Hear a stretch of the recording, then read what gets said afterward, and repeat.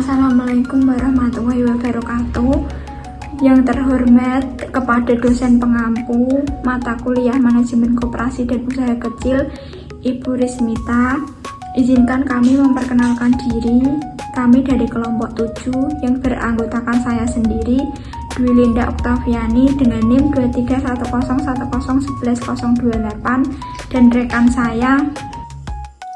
Perkenalkan, nama saya Ayuni Aprilia Nur Fadila dengan NIM 2310101127. Perkenalkan, nama saya Rika Amalia Rosa dengan NIM 2310111029. Perkenalkan, nama saya Afitriani dengan NIM 2310111005. Perkenalkan, nama saya Yarani dengan NIM 2310111124.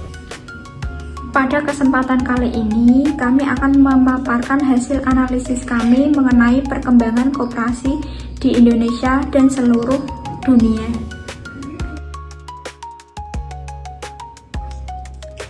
Sejarah perkembangan koperasi di dunia. Gerakan koperasi dunia lahir pada abad ke-19 sebagai respon atas dampak revolusi industri yang menimbulkan kesenjangan sosial ekonomi. Tonggak pentingnya adalah berdirinya Rochdale Society of Equitable Pioneer di Inggris tahun 1844 yang memperkenalkan prinsip-prinsip koperasi modern seperti keanggotaan terbuka, pengelolaan demokratis, dan pembagian sisa hasil usaha kepada anggota. Model Rochdale kemudian menyebar ke Eropa, Amerika, hingga negara-negara kolonial sebagai sarana pemberdayaan ekonomi rakyat. Di India, misalnya, pemerintah kolonial Inggris menerbitkan Cooperative Credit Societies pada 1904 untuk mendukung petani kecil. Pasca Perang Dunia Kedua, koperasi berkembang tidak hanya di sektor konsumsi dan simpan pinjam, tetapi juga pada sektor pertanian, perumahan, tenaga kerja, hingga layanan publik.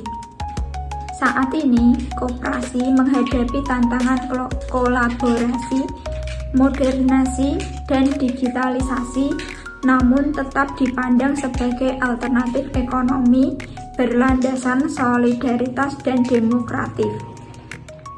Kamenov 2019, misal 2017.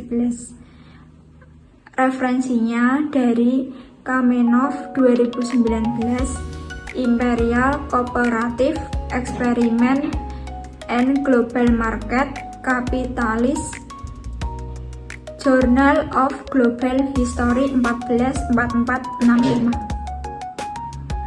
Cara koperasi di masa di Indonesia. Gerakan koperasi di Indonesia pertama kalinya diperkenalkan oleh area Wirayat Manja di Purwokerto, Jawa Tengah. Pada tahun 1896, koperasi berbentuk bank tersebut kemudian dinamakan Bank Penolong dan Tabungan Hope and Sparbank. Koperasi tersebut kemudian berkembang pesat dan akhirnya ditiduru oleh Baudi Edomo dan Syarikat Tangan Indonesia (SDI). Dikarenakan kekhawatiran Belanda terhadap pemajuan koperasi tersebut, maka Belanda mengeluarkan UU Anno 431 tahun dan 1915 yang berdampak pada jatuhnya koperasi di Indonesia dan bangkit kembali mulai tahun 1927 setelah adanya protes yang diprakarsai oleh Dr. Haji Bauke. Referensi Referensi Hudianto 2002 Koperasi, Ideologi dan pengelolaannya, Proyek Peningkatan Penelitian Pendidikan Tinggi, Direktorat Jenderal Pendidikan Tinggi, Departemen Pendidikan Nasional, Sukamdjo, LJN 1997, Manajemen Koperasi, Pasca UU NO 25 tahun 1992, Jakarta, Erlangga. Sejarah koperasi di Indonesia pada masa Orde Lama. Nah, setelah proklamasi tahun 1945, koperasi Indonesia mulai dipandang sebagai instrumen penting dalam menciptakan ekonomi kerakyatan dan mewujudkan asas kekeluargaan sebagaimana termaktub pada pasal 33 Undang-Undang Dasar 1945. Pada masa Orde Lama, gerakan koperasi masih sangat dipengaruhi oleh semangat perjuangan, gotong royong, dan juga keadilan sosial. Dukungan regulasi belum stabil dan pembinaan pelembagaan koperasi masih lemah. Misalnya, Undang-Undang Koperasi awal dan instruksi pemerintah mulai muncul, tetapi pengelolaan koperasinya sering bersifat lokal dengan keterbatasan modal, sumber daya, dan juga kontrol dari negara. Sejarah Koperasi Indonesia di masa Orde Baru. Orde Baru tahun 1966 sampai 1998, pemerintah mulai mengintervensi dan membina koperasi secara lebih sistematis. Koperasi bukan hanya dianggap sebagai gerakan rakyat, tetapi juga sebagai instrumen pembangunan nasional. Pemerintah mendorong pembentukan koperasi unit desa, koperasi karyawan, dan koperasi lain yang terkait dengan distribusi barang dan layanan publik, seperti pupuk bersubsidi dan kredit tani. Regulasi diperkuat dan pembinaan melalui kementerian terkait semakin intensif.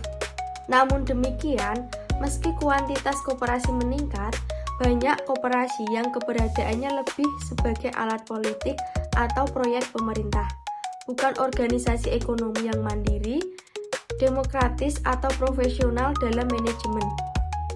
Beberapa koperasi gagal dalam operasionalnya, terutama karena ketergantungan pada subsidi dan pengaruh politik. Dan selanjutnya itu ada sejarah koperasi Indonesia di masa reformasi. Sejak era reformasi 1998, koperasi di Indonesia itu mengalami upaya revitalisasi dan transformasi agar lebih responsif terhadap tantangan zaman. Pemerintah dan pelaku koperasi berusaha memperbaiki regulasi, manajemen, serta tata kelola agar koperasi bisa bukan hanya sebagai organisasi statis, tetapi aktif sebagai motor penggerak ekonomi kerakyatan.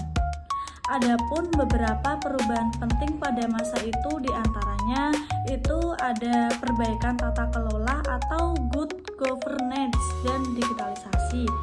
Koperasi simpan pinjam dan jenis koperasi lain semakin dituntut untuk menerapkan prinsip-prinsip good governance. Digitalisasi mulai diadopsi dalam administrasi, komunikasi anggota, dan layanan keuangan. Dan ini referensi dari Rosmayati Siti 2022, Reformasi Koperasi terhadap Corporate Governance, Jurnal Koliansasi Volume 1 nomor 2. Dan selanjutnya lagi itu sejarah koperasi Indonesia di masa reformasi. Itu ada partisipasi anggota, pelatihan, dan profesionalisasi.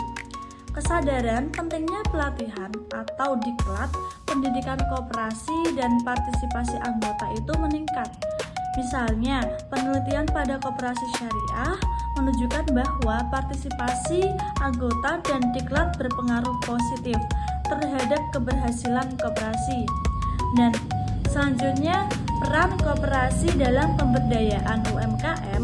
Koperasi masih memegang peran penting dalam menyediakan akses modal dan sarana usaha bagi UMKM atau usaha mikro, kecil, dan menengah. Studi perkembangan koperasi sebagai penggerak pertumbuhan UMKM di Indonesia itu menyebutkan bahwa meskipun dukungannya penting, banyak UMKM yang masih mengalami kendala, terutama dalam hal modal. Dan ini referensi dari Maulana LH Sutomo SN Nur Hasanah N di 2021, keberhasilan koperasi syariah berbasis diklat dan partisipasi anggota, Jurnal Syariah, Jurnal Ekonomi Islam 7 atau 2/201 sampai 214, dan Nurani R dan Rosidah R di 2022, perkembangan koperasi sebagai penggerak pertumbuhan UMKM di Indonesia, Jurnal Riset Ekonomi dan Keuangan Syariah di 2 atau 1 di per 55 sampai 56.